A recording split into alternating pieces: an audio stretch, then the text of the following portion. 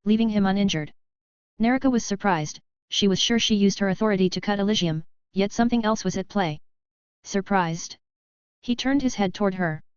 Diomecian is rather attached to me. With a single motion, he kicked her below the chest. Thud. Gah.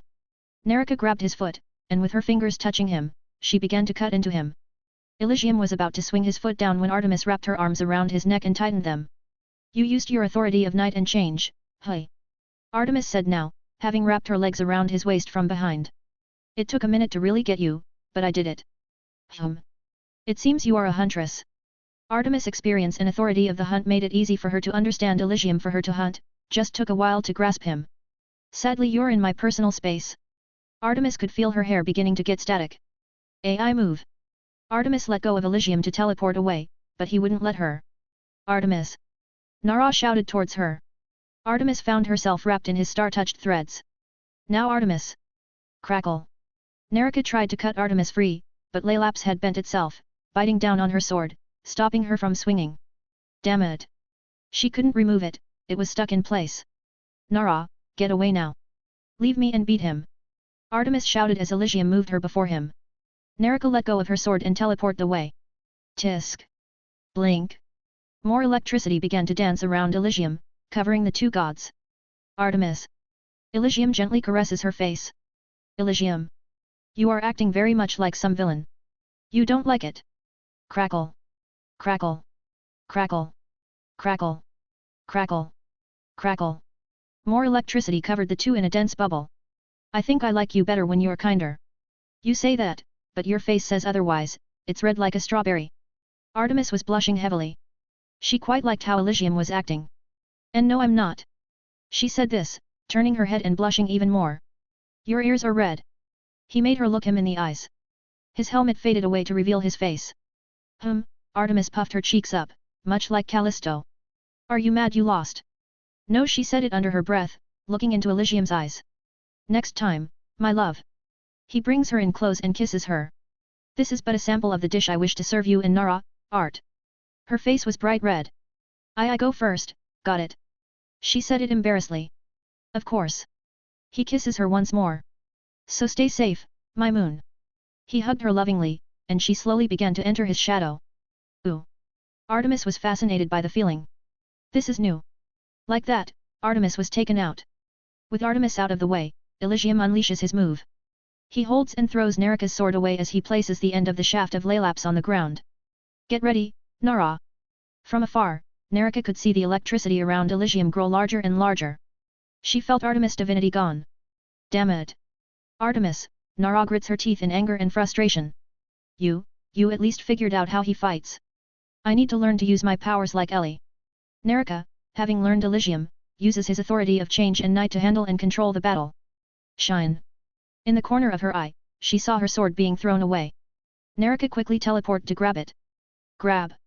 She immediately examined her sword, finding it in good condition. Now I have to. Elysium's words rang in her head. A serene, chilling calmness painted the arena. Naraka looked as if the electricity that covered Elysium in an orb got sucked in like an implosion before exploding. Crack boom. Nara immediately acted to save herself. She sliced the air vertically and horizontally, opening up a void. Whoosh. The force pushed her back as her technique absorbed the attack. Grr. Nara couldn't go easy. She howled, stomping the earth. Naraka was dyed scarlet, and her 9 tails compacted their fur to make her tails thinner and denser. Around Naraka, the area around her began to bend twist around her. Once Elysium's attack ended, she saw the result. Oh. Everything behind her was the only thing that remained, everything was gone. Except for one being. Standing in the middle of the emptiness was Elysium. Wise choice going all out. You look splendid in that form. Naraka noticed he didn't have his helmet on. Why don't you have your helmet? I took it off to give Art a farewell kiss. He smiled warmly. She looked so cute when she lost. She puffs up her cheeks just like Callisto. I'll make sure to give you one when I'm done. She moves her left leg back and crouches with her right, building tension. I look forward to it. I should also get more serious with you. Elysium knew her authority over the void was a highly dangerous power. If she was better at its usage, this fight would be in her and Artemis' favor. Het. Try me. Flash. Flash. Flash. Flash. Flash. Flash! Flash! Flash! 8 of her tails disappeared, and appearing around and next to Nerika in a flash were 9 clones of her. Oh! Elysium was surprised. 9 Naras? Hey? I don't think I have the time to deal with so many. Oh, wait, I do. Ort. Having escaped Elysium's attack through Laylapse, Ort came out of Elysium's shadow under him. A cloud. This is Ort. Elysium's helmet comes back on. The air returns, filling the arena. They are looking forward to a scrape. Crackle. Nerika saw electricity flicker inside it. No matter, all are equal under my blades. Then come at me. Ort was supercharged with terajoules of electricity, turning it a glistening gold. Crack. With a single crackle of lightning, Ort and its creator disappeared. The Nerika's eyes darted all around before disappearing as well. Blink blink blink blink blink blink blink blink blink. The sounds of their battle ring all around. Crack. Clang. Crack. Crack. Clang. Clang. Clang. Clang. Clang. Crack. Crack. Crack. Clang. Clang. Crack. The two gods' battle became an intense exchange of power. Nerika herself was learning at 8 times the normal speed with her other clones. How can he keep up? She thought. Elysium was moving at absurd speeds. The only way she could think he was doing this was because of his authority over time. He must see at least a few seconds into the future. That's the only way. She had her authorities and methodically began to use them. Crack. Ting. HOH. Elysium blocked a thunderstrike from Nerika. Now you're getting dangerous. Nerika didn't give him a response, she was too busy applying 2 more authorities to her blade. Shing. It shone with a deadly glint before she sheathed it. Phew, she took a deep breath and got into her Ijitsu stance, all of her clones began to mimic the original's movements. A brief flash, a momentary glint. Spurt. Hey. Elysium looks to see himself with several bleeding gashes across his body. Well fuck. Clink. She sheathed her blade. Nerika had slashed Elysium instantaneously with her usage of her authority of the void, the sword, bifurcation, hunting, and love. Elysium falls to his knees. Ugh. Yield. I am just getting better. Nerika said, ready to use the same move. Hat. Elysium's helmet disappears for the last time as he looks into Nerika's eyes. This is far from over. He gets back onto his feet, his wounds quickly heal themselves. I can and will cut Laylapse in half. How mean. Ort, keep her busy for a minute. What do gawk? She felt her lungs be grasped, and the air in her body began to choke her. Ort had expanded their existence, the Ort that carried Elysium was just a large clump of them. Elysium made sure Ort covered the whole arena when he returned the air.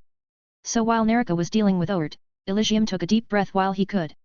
Phew, he placed his palms together in a Buddhist prayer. Nerika. His voice was soft and calm. Nerika looked at Elysium, and that same serene calmness that erased the land and the sky washed over the area. Gasp. Nerika used her void authority to cut off Ort out of her body.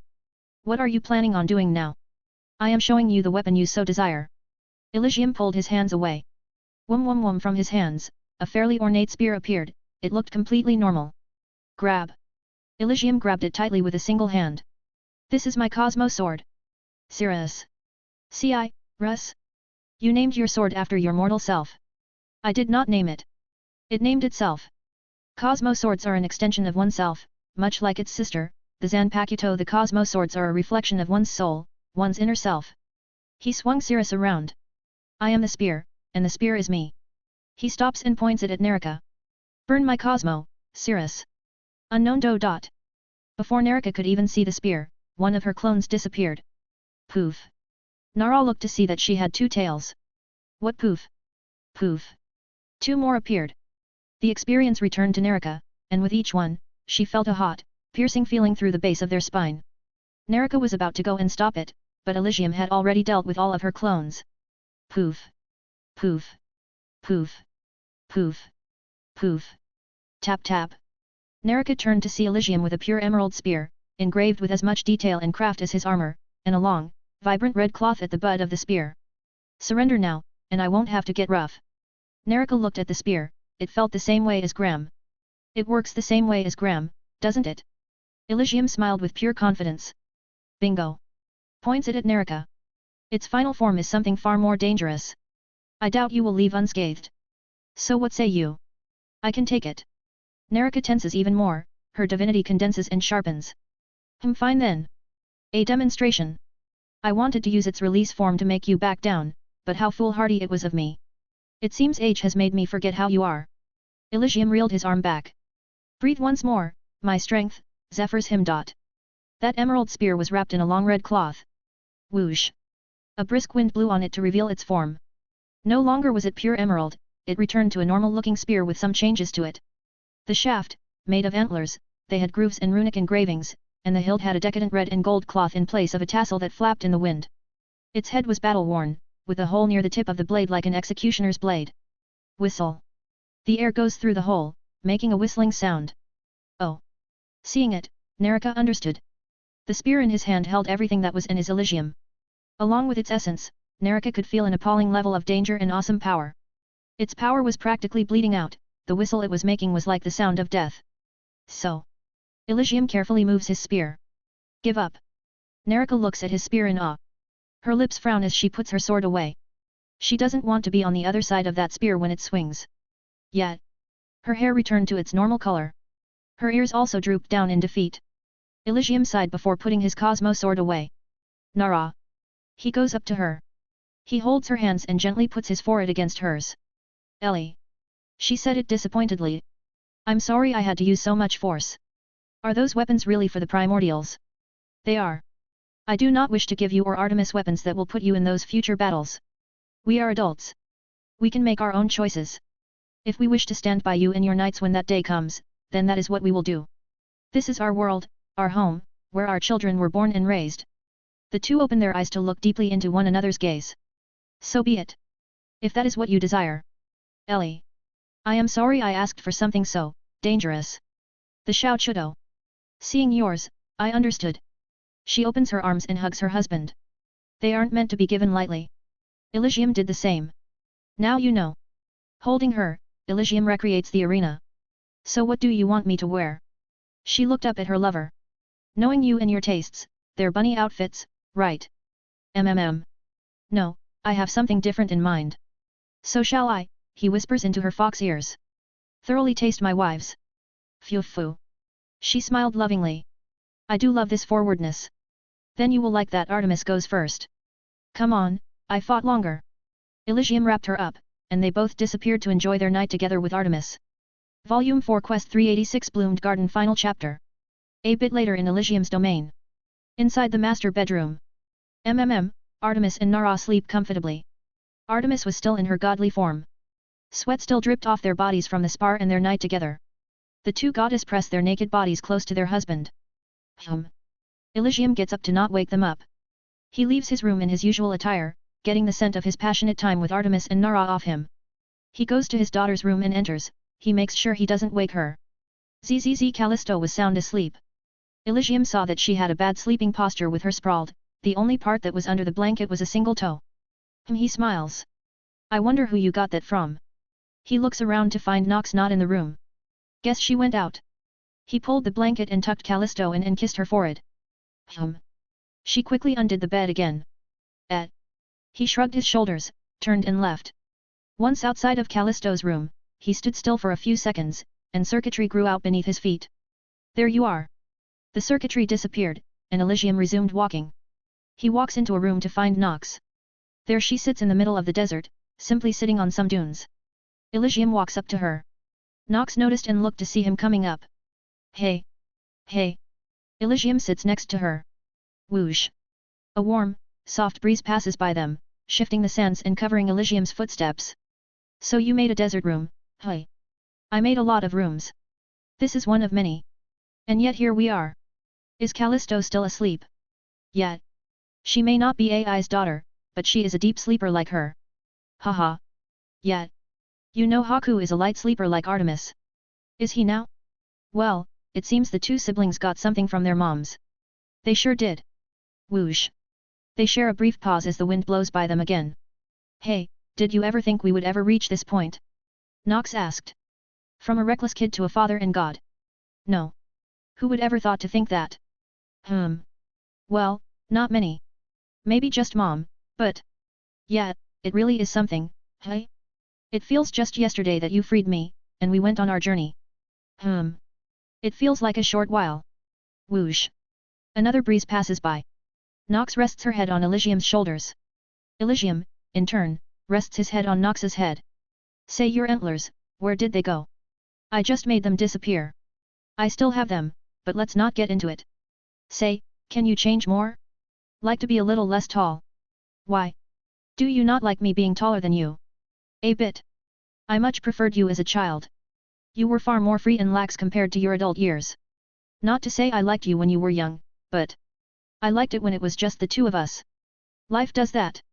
But I can change my appearance. Snap. Suddenly, Elysium was resting his head on Nox's arm. Nox looked to see an 8-year-old Cirrus. Oh wow. Look at you, she said, hugging and bringing him close. Cute as the day we met. She began to pet him. Art and Nara are having fun with this ability of mine. Elysium said, smothered by Nox. Hoh, care to share? No. Fine. I do have to say you really do look like Hera. Nox gets a good look at him. Then how about this? His hair began to grow a bit more, and he moved to cover his face with his bangs. Actually, go back. With your face covered by your bangs, it feels sketchy, like you are gonna do something. Aren't you picky? The two would sit there, looking out into the sea of sand. Elysium rests his head on Nox's shoulders, and she rests her head on his head. Want a drink? Elysium asked. Sure. Elysium reached into his clothes and took out 2 ice-cold drinks. He opens them and hands one to Nox. So tell me, is this the end of the road? Cirrus. Nox said, sipping her alcohol. Oh, this is nice. Glad you like it. But as for my journey, this is where I will stay for a very long time. Did Mom tell you your future? Well, tell is more of an exaggeration. And? Well, that would be spoilers, Nox. Tisk. Did becoming a god come with keeping things hidden? Well, no, but now I see it from their perspective. I have to say that it is far better to be kept in the dark than to know what lies in the light. But don't worry, Nox, you will get to see those spoilers eventually if they do come to pass. Also the fact that Nyx can no longer see my future. I even had to seal my future seeing authorities for how overbearing and annoying they were. To Elysium, seeing the future was like having several monitors up.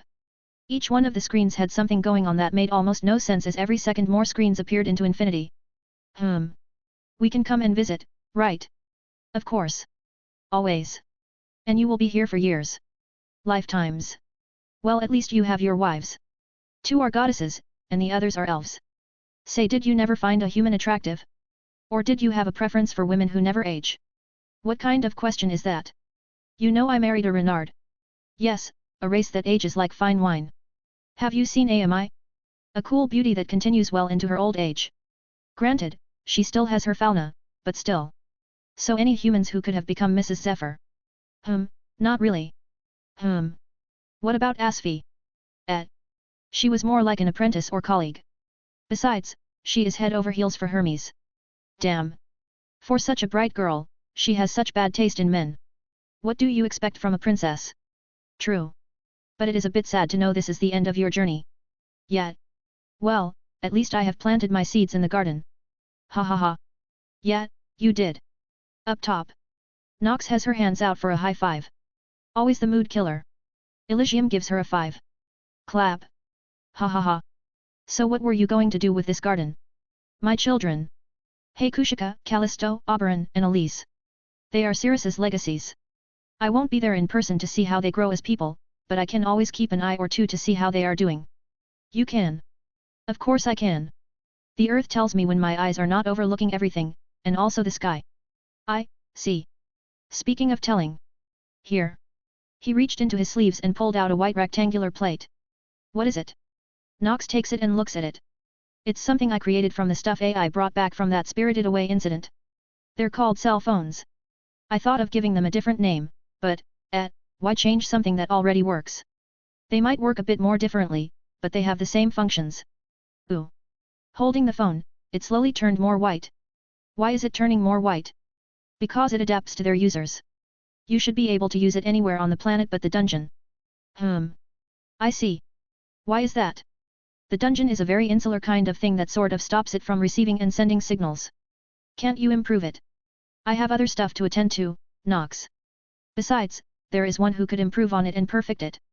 Elysium thinks of Asfi. Besides the communication tools Fels and Asfi made for the Xeno, they work well with what it's supposed to do. Alright. I'll be sure to keep it from Kali. You don't want her bothering you every day. I knew you would get it. He then takes out a few more. Here. For Haku, Circe, Oberon, Fafnir, Elise, Hecton, Malayan, Ryuu, and one for Asfi. She will have a field day. I'll be sure to give it to them. She said, taking them and stuffing them in her shadow. So, anything else? Yet. I want to give Kalai my workshop. The one by Euphemes. Yet. I have a feeling she is going to try and live on her own. Then I'll be sure to take good care of her. Thank you, Nox. Anything else you want to spoil her? Nothing more. Elysium gets up. His appearance returns to its godly form. I will walk a bit more before going back to bed. All right. I'll be here. Oh. Before you go, I wanted to ask you what your first name was. Before Mom reincarnated you. I'd rather not. Come on. You owe me for just cutting our contract and leaving me. Elysium tilts his head left and right for a bit. Fine. You'll find this, but it was John Doe. Pfft. Ha ha ha. Nox laughed out loud, her guts were hurting from how much she was laughing. What luck. A doe became a deer. Ha ha ha. And you, Elysium says, walking up to her and kneeling. You are my daughter, Candidus Nox Zephyr. He holds her hand. Nox looks at him, and they both smile warmly at one another. I prefer the last name Kutaisi to match Alcides. Elysium smiles and nods. Very well, Candidus Nox Kutaisi. Nox smiles ear to ear, her cheeks red with joy. Am I your favorite? Are you gonna tell anyone my first name? I will if I'm not your favorite. Elysium scoops her up into his arms. Of course, you are my favorite. You are my closest, best friend. Nox goes and hugs him tightly. Not caring if it was the truth or a lie. Thank you. They both share a moment with one another as brother and sister, father and daughter, and best friend and best friend. Elysium leaves the room and walks back to his throne room. He looks up to see the window to his room. He walks over to his desk and sits on his throne. Opening a drawer, he gets out a locket and charm. He lets out a deep sigh before he puts it back. He sits on his throne like a Jarl from Skyrim, and he slowly closes his eyes. When he opens his eyes, he sees two people before him. A young man with fox ears and indigo eyes with advanced technological gear like something out of sci-fi with an emerald ring on his finger. On his back, he had a pair of dark feathered wings. He was kneeling gracefully with Graham by his hip. The other was a dark elf, a young woman with pure black hair and mismatched eyes, one was emerald, while the other was pale red. She also had an emerald ring. Grandfather Elysium, said the young man. The last of the primordial's avatars has finally been slain. We have continued to search for. They are gone, any trace of their existence in this world is gone, Elysium responded. Grand General Archimedes has ensured they are gone. The man's and woman's faces lit up. Then it is over. This millennium's long war is finally over, the woman said with eyes filled with joy and relief. Yes, and now that they are gone, I too shall take my leave. What? What do you mean, grandfather? You have watched over us for generations. I know grandmother left years ago, but I love you both dearly and the rest of my family, but none could ever be as close to me as my 4 wives. I do worry for my children, but they are adults, they are responsible for their actions. But grandfather. We understand, grandfather, said the woman. Do not make it harder for him. Gah. The young man clenches his fists tightly. I understand. I want to be with my close family as well. Thank you, my grandchildren. Elysium stands up and walks up to them both. My purpose has finally been finished. Now that humanity has grown this strong, the need for a god is no longer required. Now the age of humanity has finally come, 7,318 years after my ascension. He then pats their heads, making sure to thoroughly remember this moment. Take care, know that my love will always be with the family, and in this world I call home. Snap. The young man and woman disappeared, leaving Elysium alone. An unbelievable amount of weight lifts off his shoulder. His lips rise into a soft smile. Finally, I can rest.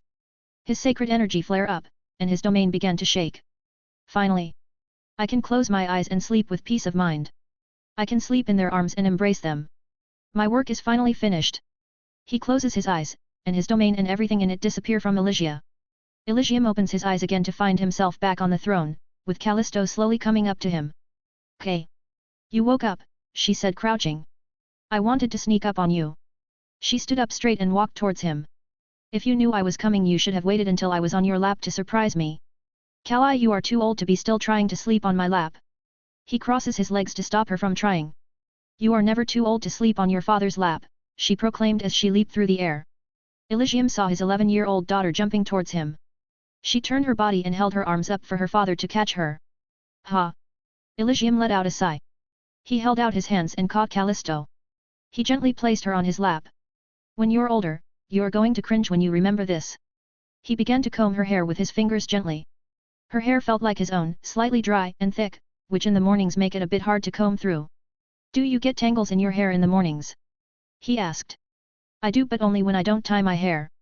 Mom said to put it in a braid when I got to sleep to save time. I see. His eyes glanced to his side. Pronthos, did you get her leaping onto my lap recorded? Sure did. Pronthos said, appearing out of thin air. By the way, Callisto, your father is right, you know. I will be sure to bring it up every time you come here. Callisto turned towards Pronthos. Come on, not you two. I liked you better when you were Vesta. Phew. Pronthos chuckled. Well, you are old enough for me to tease. While they were conversing, Elysium organized his dream. What a lovely dream. I look forward to experiencing it one day. All right, enough yelling. Elysium's voice boomed through the room. Let's get breakfast before I send you back home, Callisto. Really? Can't I stay a bit longer? Callisto protested. No. He turned to Pronthos. You want some breakfast? I am fine. You enjoy your time with your family. Elysium brought Callisto to the kitchen for breakfast. The kitchen itself was rather small but homely, like the family home in Fuyakuza. It had a small round table to fit 5 perfectly, as that is what Elysium made it to fit. It can be switched out to seat more people. Do you want to help me? Elysium asked his daughter as she was about to sit. Some father-daughter time. He smiles while putting on an apron and tying his hair back. I do. She wouldn't pass this up, and she came right up to him. Can I wear an apron too? Of course. Here. An apron materialized out of thin air. Here, let me oh. He stops himself as he puts the apron over her head. What? What's wrong? I never really noticed, but you certainly have grown since the last time I set my eyes on you. He took a step back to see how tall she had gotten. He always saw her as his little girl, but now that he has a close look at her, he has noticed she has grown. Oh, yeah, Mom also mentioned it. I bought new clothes that fit me. Mom and Auntie Astria said it must be because I understood my heritage, which did something, self-actualization. It was a lot of words. It was after Cirrus had passed that Callisto began to grow rather quickly. She is currently still growing and is a bit shy around her mother. I see. His eyes slightly changed to see that Callisto has a very faint radiance of Elpis. He surmised that Elpis, when he was on fire, must have kicked off her growth as a demigod. Well, no matter how big you get, he puts his hand on her head and messes with her hair. You will always be my little moonbeam. Hee. Callisto smiles brightly, happy at her father's affections. Now, tie your apron. Don't lie and say you don't know how. Artemis has taught you how to process an animal you hunt. Fine. She ties her apron tightly and ties up her hair into a ponytail. So what's first? First get out some milk, eggs, and butter from the fridge. Oh, and some blueberries, I know you like to snack on them. Oh. Thanks. Can we make blueberry pancakes? Sure, why not? Say, do you want to listen to some music? Will I be able to understand the lyrics? Not a beat kind of girl. I like to know what a song is saying, it adds to the beat and rhythm. Fine. Snap. With the snap of his fingers a song plays through the kitchen. Hee. The song sound like it would be fit for a jester. Elysium is disheartened. Even in another world, the song Elysium played was Julius Fusick's Entrance of the Gladiators. It is widely known as the theme song for circus clowns. The pair began to make breakfast. He taught her how to make fluffy pancakes. Ooh. They're so fluffy. Callisto's eyes glitter with awe. Now you can either flip the pancake with the spatula or with the pan like so. With great finesse and a flick of the wrist, he flips the pancake masterfully over. Like so. Oh. Let me try. She pours some of the pancake batter onto a different pan. She kept close attention to it, and she flipped the pancake like her father. Whoosh. Splat. Both father and daughter look up at the pancake-stained ceiling. I should be more delicate with my strength. Callisto murmured to herself. How about eggs? Elysium hands her an egg. Cracking eggs is a good way to help you control your strength. She eventually got the hang of it with a few cracked eggs. They began cooking other items. What's this? Callisto looked at a frozen, oval-shaped food that had the faint smell of potatoes. Those are hash brown patties, Elysium said, flipping a pancake. They are divine. Love them. Put them on the pan with the bacon. Okay, but what are they made of? They're like the Jag-American, you know, the potato snakes your Auntie Ace loves to eat. Oh. The potato poppers. But they're kind of the same. She examines them, moving the frozen piece of processed potato around. Nah, these are different, trust me. Alright, do you want me to begin squeezing the oranges? Yes, go ahead. I'll start to get the others. Snap. With the snap of his fingers, the smell of the kitchen began to flow through the domain to Nerika, Artemis, and Nox. Elysium's master bedroom. Sniff. Sniff. Artemis and Nerika's eyes open wide. Drool dripped down their lips from the scent. That smells nice. Artemis said. Ellie is making breakfast. Nerika said, getting out of bed. She stretches her limbs. I'm sure you'll love them even more now, Art, after what we did. The two goddesses were feeling rejuvenated after their last night's long, extramarital activities. Have they gotten better? Artemis gets up as well. Using her divinity, she cleans herself up. It has been a while since I used my arcanum for such simple things. Nerika stares at Artemis, still taken by her godly form. Say, are you gonna stay that way? I'm not gonna complain, but you really look amazing. Phew. A light blush and a proud smile. No, believe it or not, I do like the restriction on arcanum here on Elysia. The 100 of years I have walked the land were enjoyable to me. Her features returned to normal. Besides, if I am always in that form, it would no longer special in the others, you, Elysium, Malayan, and Ryuu, when the night comes where we share the same roof. Nox's room. Sniff sniff. Her eyes shoot wide open. No odd combination of scents, Artemis isn't cooking. No scent of rice or fish, so not AI Nerika. It's slightly sweet with the scent of bacon. Cirrus is cooking. She immediately leapt out of her bed with some grains of sand left behind on the bed. Callisto and AI are gonna eat the whole damn breakfast if I don't get there. She quickly rushes towards the scent. The three arrived at the kitchen. Nox arrived first in a hurry. Huff. Huff. Huff. Is there still food? Her eyes first went to Callisto, who was putting down a plate of food. Yet? Me and Dad just got done with cooking them. I'll go bring in the rest. Callisto answered. Nox walked up the plate to see a stack of 3 pancakes with butter on top and lightly dressed in syrup, some bacon stripes on the sides with the hash brown patties on the sides with a nice, cool, glass of orange juice. The utensils were beside the plate. Nox took her seat and got her fork and knife. Damn, this is good. She looked to the kitchen to see Elysium's head. Oi! Cirrus, you outdid yourself this time. Thanks. Calli helped as well. Where are my praises, Nox? Callisto shouted. You have enough from your old man. Also, Cirrus, what's with this clown music playing? A minute later, Nerika and Artemis arrived in a flash. Blink. Tap tap. Ooh. Being in the kitchen, it smelled even more delicious. Morning, Mom. Other mom. Callisto greeted her 2 moms with more plates in hand. Take a seat, Dad is coming soon. She put down the plates and went back into the kitchen. The 2 of them sit down and look at the kitchen to see Elysium coming out with several plates floating around him. Morning, you 2. Elysium said as the plates are gently placed around the table. Eat up, I and Callisto made plenty to eat. Artemis grabs a fork and knife, ready to dig in. You really outdid yourself, Ellie. I told you. Nerika said, already taking a bite of her blueberry pancake. Can I get more? Nox said, having finished her pancakes. There is plenty to go around. Elysium nods. They enjoy their family morning, thoroughly savoring the food and this moment. Elysian Valley's gate. A father and mother see their daughter off. Are you sure you don't want me to send you back? Elysium suggested. You will be traveling without me or your mom to help you. I am sure, Dad. I want to ride back home. Callisto said by the horse. I am a level 4, I'll be perfectly safe. I love you, sweetie. Artemis comes over, kisses her on the forehead, and hugs her tightly. And remember, if any of the gods try to do something, tell me and I'll. Mom, like I said, I can handle myself. She said, pushing Artemis a bit off.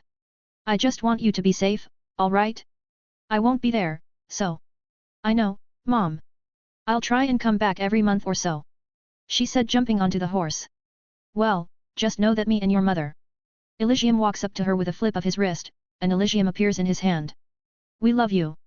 So be safe and don't do anything stupid. Nox will relentlessly mock and berate you. He brushes her hair back behind her ear, he puts the flower to keep her hair back. Know that you will always be in my and your mother's mind and heart. I would, Nox said, turning into her owl form and landing on Callisto's head. I won't. Also, Nox, don't dig your talons into my hair. I'll see you guys soon. Callisto gets on the horse, grabbing the reins. See ya. Hi-ya. Nay. The horse gallops away. Elysium and Artemis watch as Callisto rides away from them. Returning to the labyrinth city. This is the final thing a parent could do to prove their love to their child, setting their child free. Truthfully, Elysium and Artemis wanted to be with her more. More summers, more autumns, more winters, more springs, just more time with her. Though they cannot spend time with another right now doesn't mean they can't later in the future. She is going to do something stupid, right, Elysium? Artemis said, leaning her head against Elysium. Yes. I am almost certain she is gonna fly to the moon or something. She is just like you. I am not stupid, Art. No, but you do some dumb things. Artemis holds his hand. So shall we go back? I'll make you your favorite dish for lunch. She smiles at him like moonbeams. Elysium does the same. From her smile he felt his peace like the days he spent when he was mortal in Fuyakuza. I would love that. Phew. They begin to walk back through the gate. I'll even make Nara's favorite for this new home you made. Could I get a lap pillow? I always get the best sleep on yours. Of course, my love. Before he enters through the gate, Elysium glances once more at Callisto's back as she slowly disappears. She will be fine. He turns his head and enters through the Torii gate. Farewell, my little moonbeam. May your woes be fair and your days plenty and fun. The gate behind them closes, and the two gods return to their home in peace. The heavenly crown has found his peace and was laid to rest, paradise grew from him, and now Elysium watches over the garden Cirrus left. Those young stars will eventually find their way to their father's crown. The Polytropous hero has yet to meet his wise goddess and start his verse. The phantasmal hero still needs to dream before he can put on his play. The dungeon-conquering hero still needs to grow and explore before she can delve into the abyss and tell her tales. But for the moonlit hero, her journey will soon begin and fill her psalm. Elysium End Volume 4 complete. Westward Cloud, complete. Last words. Hello. I am the author, not original. It has been a long or I guess rather short journey here given how I released the chapters. I surprised myself by how long this novel became.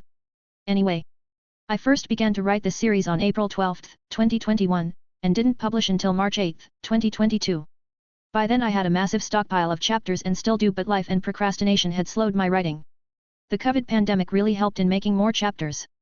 Ultimately I wanted to finish Westward Cloud and not just leave it abandoned, so I rewrote a majority of the volume to adjust it, and to this day I am still editing it.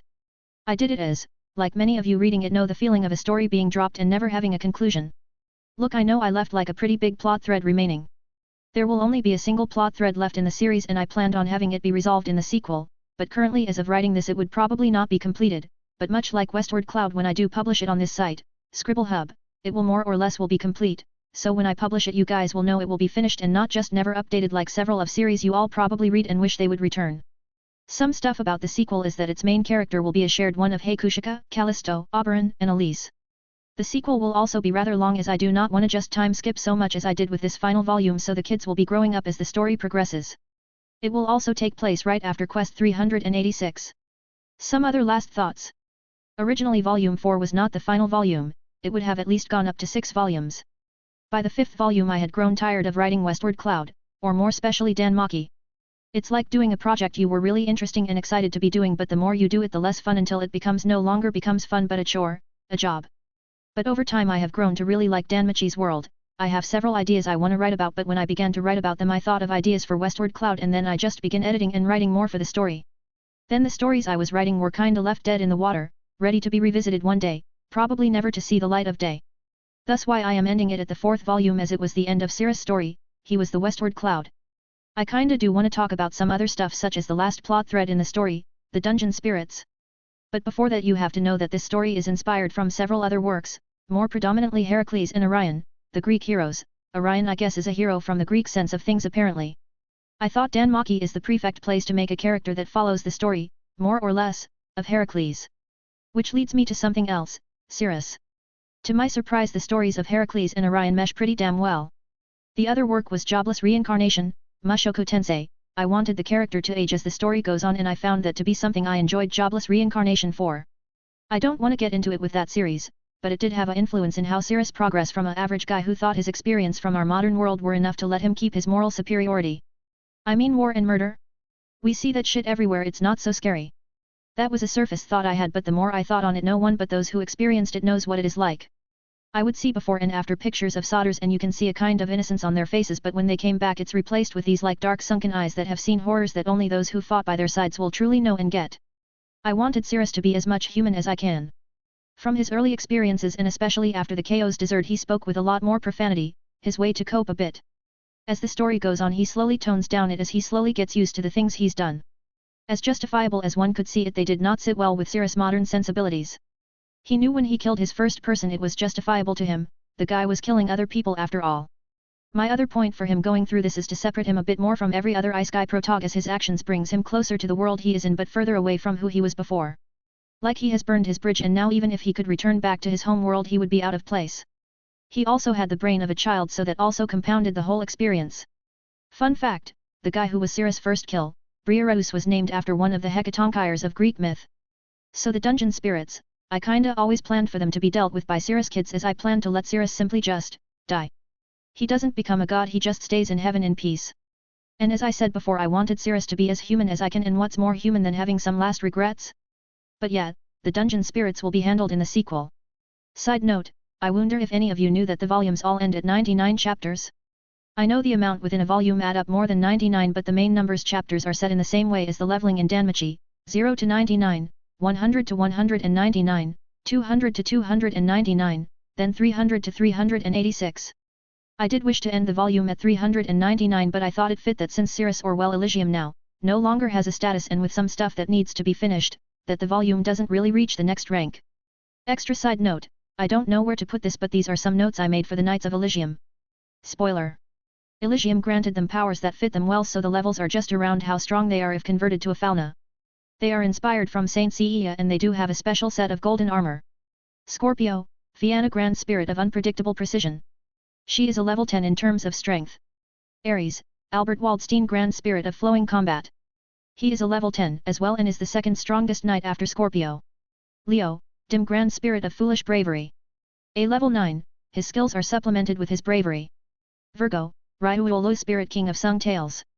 A level 3, she is a supporter rather than a fighter. Pisces, Elmina and Alna, unique spirit of love, Elmina, and war, Alna. Level 2, Alna, and level 9, Elmina, these twin spurts work as a pair with Pisces E being the fighter and Pisces O being her support. Cancer, Garm's Grand Spirit of defending assault. A level 8, his talent lays in defense and counters, he is around a level 8 is because he's not particularly fast. Gemini, Yuri, Grand Spirit of loyal onslaught. A level 8, his power comes from his numbers, slashing power, and agility. He makes up from his poor defenses with high evasion. Capricorn, Evelda, Grand Spirit of decimating regeneration.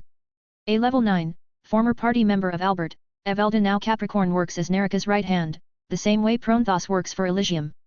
Underneath Capricorn's mask she bears a striking resemblance to Aisha, due to that resemblance Nerika asked and then made her right-hand man.